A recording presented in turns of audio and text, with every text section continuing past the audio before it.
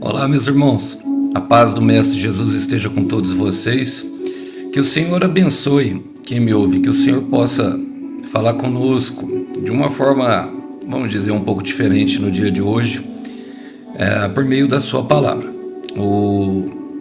E na verdade hoje não tem texto para meditação, eu quero falar com vocês sobre algumas dinâmicas da vida cristã. É muito difícil, e eu sei, eu passei por longos períodos. Eu estou falando que eu sei porque eu vivo o meu processo, irmãos. Quando eu falo para vocês, eu vivo sim o meu processo de forma intensa. Tudo que vocês sentem, tenha plena convicção de que o Alisson também sente. Não estou aqui para dizer que eu sou melhor que ninguém, não. Não é essa a questão. A nossa questão e a grande... tudo isso que envolve o Evangelho é justamente entender os desígnios de eternidade e alcançar o propósito. Nós fomos inseridos em um mundo que é ruim e mau, e por isso muitas vezes não conseguimos identificar a voz do Criador, ou até mesmo o próprio Criador se cala. E eu quero falar um pouco sobre o silêncio de Deus, porque incomoda muito, principalmente para quem já ouviu a voz. Para quem não ouviu, então, e deseja ouvir, às vezes traz alguma perturbação. Eu separei aqui 3 textos, a qual nós vamos navegá-los por eles rapidamente, para entender um pouco. Os silêncios, ele teve em 3, mas Jesus também demonstrou silêncios em algumas partes da Bíblia. O primeiro silêncio que aconteceu foi justamente quando José morreu e o povo foi entregue ao Egito ali e se tornou escravo do Egito. Foram 430 anos, a teologia fala, alguns 400, outros 430. Logo depois do profeta Malaquias morrer, o único profeta, o Antigo Testamento, vem o nascimento de Jesus, é o período interbíblico. E aí diz de um tempo a qual o Senhor não abriu a boca para falar. Todas as profecias ditas naquele momento, elas são consideradas por nós cristãos não inspiradas por Deus. E o período da morte de Jesus, de sexta-feira ou de 3 dias até domingo, a sua ressurreição, são os grandes 3 silêncios. Mas Jesus, em seu ministério, ele exibiu o silêncio também, a fim de nos mostrar alguma coisa. Bom, eu quero ler com vocês primeiro um versículo que está aqui em João, capítulo 1, fala assim, João capítulo 1, no versículo 32, diz assim: Então João deu o seguinte testemunho: viu o Espírito descer do céu na forma de uma pomba e permanecer sobre ele.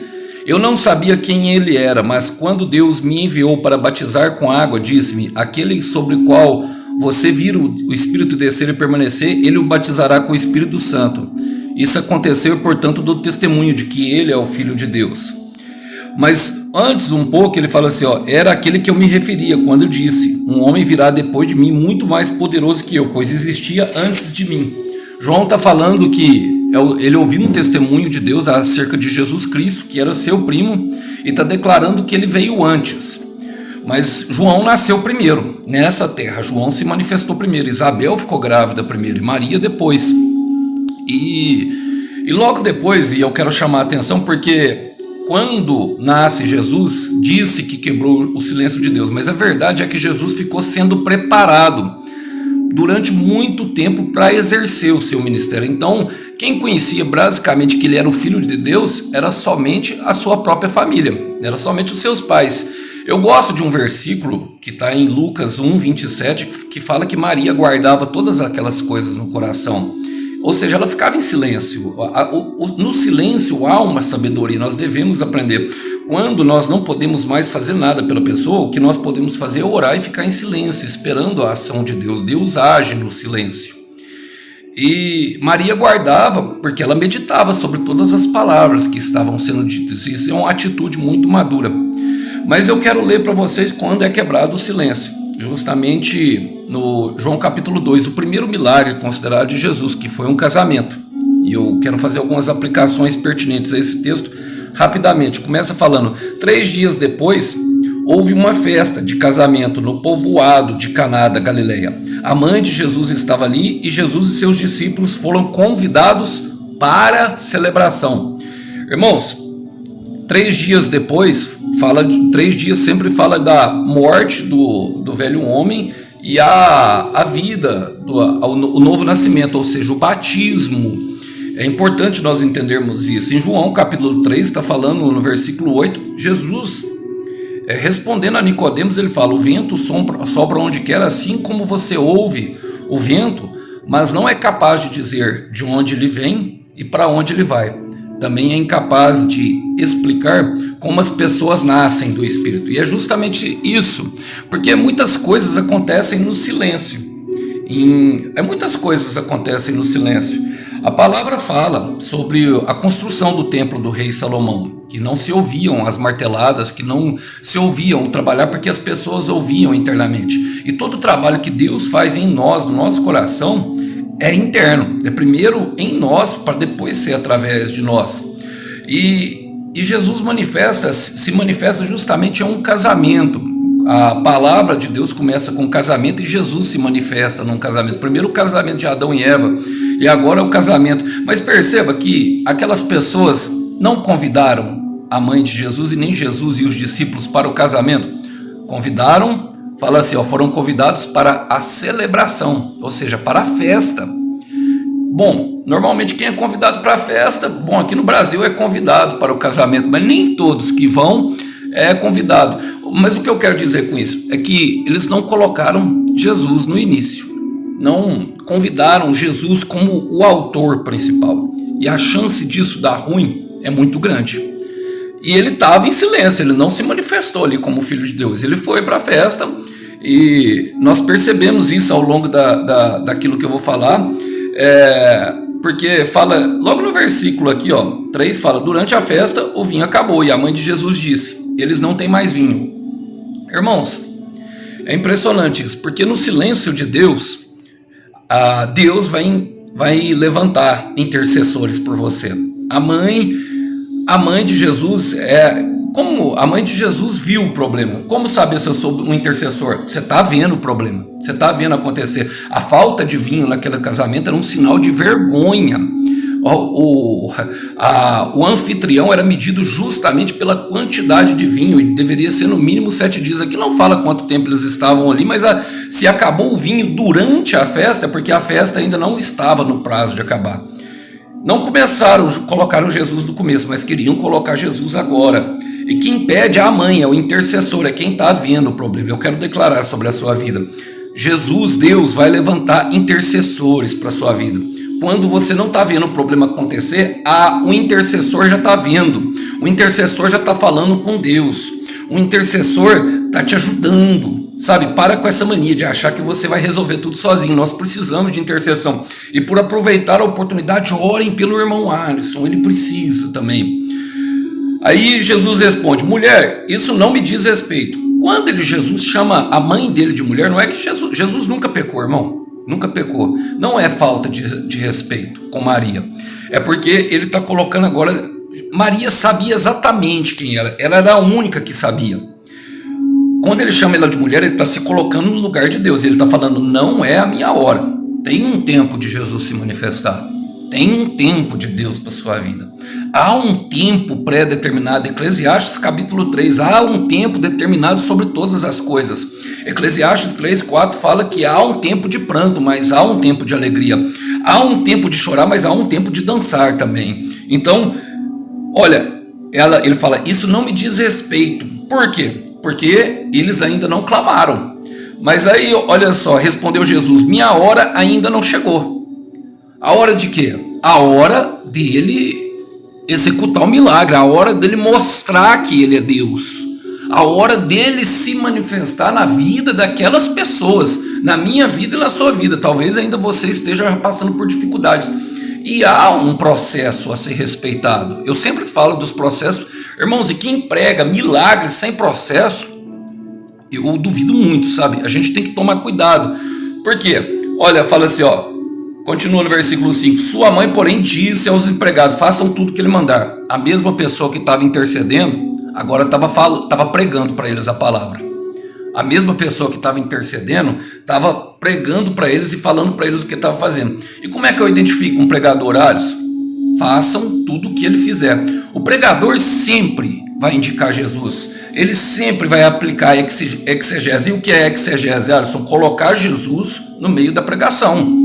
É Jesus o centro, é Jesus quem pode resolver o problema. O irmão Alisson é como o João Batista, ele prepara o caminho, ele aponta o caminho, a verdade e a vida. João 14:6 na minha Bíblia fala que é Jesus Cristo, se aponta. Então eu não posso responder, eu posso dar resposta segundo a Bíblia, aconselhar vocês, mas o processo ele tem que ser passado. Olha, e ali havia 6 potes de pedra usados na purificação cerimonial. Cada um tinha capacidade entre 80 e 120 litros. Irmãos, o pote de pedra fala do coração endurecido do homem. O número 6 representa o número do homem. 6 mais 1 é o número 7, de perfeição. É o número do homem com Deus, do homem com Jesus. E esse pote de purificação cerimonial era um pote sujo. Ele ficava ali na porta da casa para lavar os pés. E aí Jesus abriu a boca. Até então Jesus não tinha falado com ninguém que precisava do milagre. As pessoas que precisavam do milagre estavam ali, ó. Jesus disse aos empregados: encham os potes com água. Uma simples tarefa. Agora, encher aqueles potes, um com 80 e 120 litros, é fácil de encher? Eu não sei como que eles iam, mas se cabe 80, meu irmão, e era de pedra, provavelmente era muito pesado. Não dava para pôr na boca da torneira e deixar encher e depois levar. Olha, tinha que encher para o milagre acontecer. Em Efésios capítulo 5, versículo 28, a palavra Paulo fala que nós, fala assim, a fim de torná-la santa para ser lavada por meio da água da palavra. A água fala da palavra, então nós devemos nos encher. Quando o irmão Alisson chega aqui falando para você ler a Bíblia, irmão, você tem que ler a Bíblia, sabe? Você tem que se relacionar, encher a palavra. Também fala em Apocalipse 7, 22, das nossas taças que estão sendo enchidas, que os anjos levam, as 2 orações diante de Deus. Então oração, Bíblia e jejum, meu irmão, para quem quer milagre, é obrigação, tem que obedecer, tem que fazer. Percebam que Maria fala: façam tudo o que ele mandar. E o que ele manda? Encham os potes de água. Mais uma coisa, uns cabiam 80, outros cabiam 120. Então não se compare com o irmão que está do lado. O de 80 litros provavelmente vai se encher mais rápido que o de 120. Então cada um tem o seu tempo. Cada pessoa é uma. Cada processo é diferente do outro. Talvez um está usando uma xícara para entrar, talvez um está lendo um versículo, talvez um está lendo um capítulo, mas tem que encher a talha d'água. Olha, quando os potes estavam cheios, disse: agora tire um pouco e leve ao mestre de cerimônia. E aqui está o segredo: os empregados seguiram suas instruções. Irmãos, a palavra fala, olha, perceba que só quando todos estavam cheios que ele mandou servir, que o milagre aconteceu. Agora teve alguma mágica ali, em nome de Jesus, rabachia, xarabachaba? Não teve, irmãos. Foi uma tarefa simples, algo aplicado.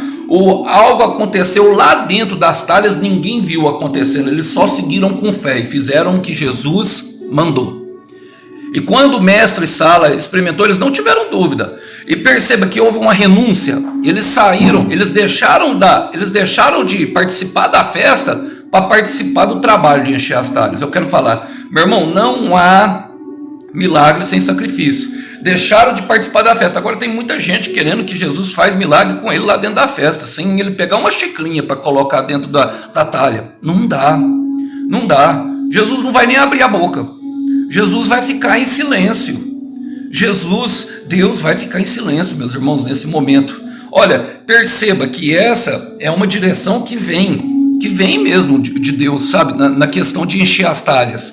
Em Efésios 5,18 fala assim: não se embriagueis com vinho, mas com o Espírito Santo. O vinho representa a alegria. O mestre Sala falou que aquele vinho que ele tinha sido servido foi muito melhor. E ele fala para o anfitrião, ele fala assim: normalmente os anfitriões servem o melhor vinho primeiro, e depois que as pessoas já estão embriagadas, ele serve o mais ruim, porque as pessoas nem perceberão, mas você serviu o melhor vinho. E eu quero declarar sobre a sua vida: Jesus tem o melhor vinho, vai transformar a água que é insípida, sem sabor, do teu casamento, do teu milagre, da tua vida, da tua família, em vinho, algo que traz alegria a todas as pessoas que experimentam. Perceba que pessoas que nem conhecem Jesus estavam provando daquele vinho e recebiam, por causa da tua obediência e da tua fidelidade. Mas tem outros, Alisson, silêncios. Eu quero falar sobre mais dois, que fala justamente em Marcos 5,38, fala assim, ó, Jesus estava na popa, dormindo com a cabeça sobre o travesseiro. É a primeira travessia que Marcos relata, que a tempestade alcança. Só que Jesus, ele não estava na direção, ele estava na popa. E nesse momento ele fica em silêncio também, esperando a tempestade, sabe, os ventos fustigarem, e até os discípulos clamarem. Então todo o silêncio de Deus, ele está relacionado a clamor e obediência, irmãos. Todo o silêncio de Deus, obediência da palavra que já foi falada, e o clamor para você conversar com ele, quer dizer relacionamento, sim. Aí os discípulos, mestre, não importa que tu me pereça. Aí o Senhor acorda e repreende. Eles falam, quem é este que até o vento e o mar lhe obedecem? Você vai descobrir no meio das suas conversas com Deus que Deus é poder para acalmar a tempestade do teu coração e a externa. E a última que eu quero falar com vocês está justamente em Mateus 15, a mulher cananeia. Olha, fala assim, ó, no versículo 21, Mateus 15, 21, fala assim, ó, mas Jesus não lhe respondeu palavra. Irmãos, o silêncio de Deus também fala. Quando Deus não fala nada para nós, é porque ele está querendo melhorar justamente a nossa oração. Aquela mulher chega chamando ele de filho de Davi. E nesse momento os discípulos clamam, ou seja, faz mais pessoas orarem, levanta intercessores por você, levanta pessoas que intercedem por você, para que você possa experimentar o milagre e melhora o seu clamor. Jesus não responde ela, Jesus só vai responder quando ela fala, ou quando ele dá uma resposta para ela, falando que ele não veio, sabe, ele veio para os filhos de Israel primeiro, e essa era a primeira mensagem. Mas Jesus já tinha curado outras pessoas fora, gentios. Aquela mulher era cananeia, ela não fazia parte do povo de Israel. E ela fala assim, é verdade, Senhor. Ou seja, ela começa alinhando, sabe, a sua condição com a verdade de Jesus. É verdade, Senhor. E chama ele de Senhor. Antes chamava de filho de Davi. Sabe, Jesus não se move por elogios.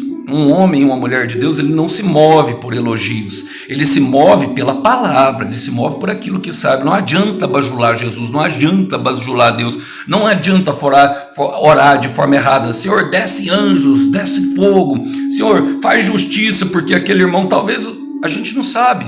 Nós não sabemos, sabe, o que se passou pela vida da pessoa.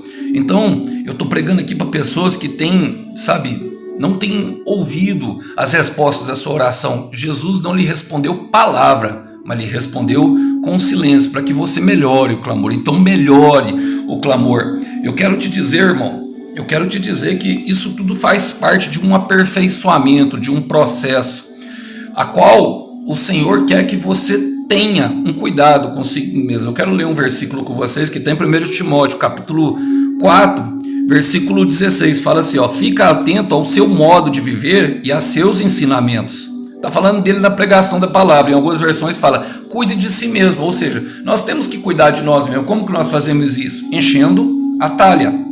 Olha, permaneça fiel ao que é certo, e assim salvará a si mesmo e aos que te ouvem. Está falando de Timóteo, do dom dele, da pregação da palavra, de uma salvação transbordante para ele que permanece fiel, aperfeiçoando o seu dom e obedecendo tudo que Deus mandou ele falar. É assim, meus irmãos, que nós salvamos a nós, a nossa casa, o nosso casamento, a tudo aquilo que foi falado. Nós precisamos dar atenção a isso tudo. Jó entendeu isso. Jó tentou falar com pessoas e muitas vezes nós falamos com a pessoa errada. Então Deus se cala. As pessoas falaram mal de Jó, falaram, sabe, os amigos dele tentaram dar conselho, falaram que era pecado oculto. Ninguém sabia o que estava acontecendo com ele.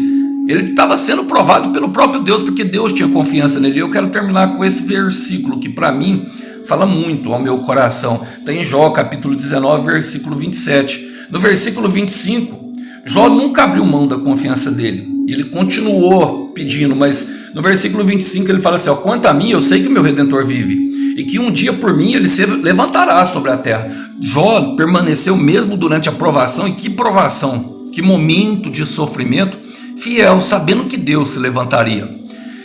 E no versículo 27 ele fala: eu verei por mim mesmo, sim, eu verei com meus próprios olhos. Meu coração anseia muito por esse dia. Eu quero te perguntar, meu irmão, quero te perguntar: seu coração anseia por encontro com o Criador?